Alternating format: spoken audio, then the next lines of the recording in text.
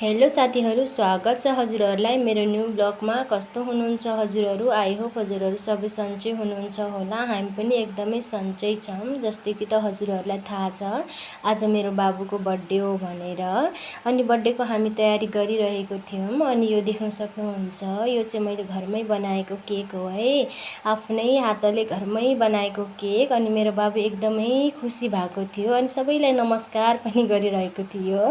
अनि हामी चाहिँ अब केक काट्नेतिर लागौँ है। देख्न सक्नुहुन्छ मेरो बाबु एकदमै खुसी थियो आज।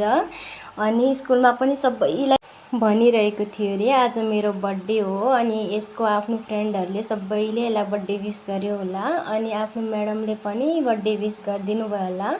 अनि त्यहाँपछिबाट मलाई घर आएर भनिरहेको थियो, मम्मी मम्मी आज मलाई सबैले बर्थडे विस गर्यो, मलाई धेरै राम्रो लाग्यो। मैले भने हो र भनेर भने। तैँले भने हजुर मम्मी। अनि यो देख्न सक्नुहुन्छ, यो चाहिँ हाम्रो भान्जी हुनुहुन्छ अनि आमाजी दिदी, उहाँहरूले पनि केक खुवाउँदै हुनुहुन्छ यसलाई।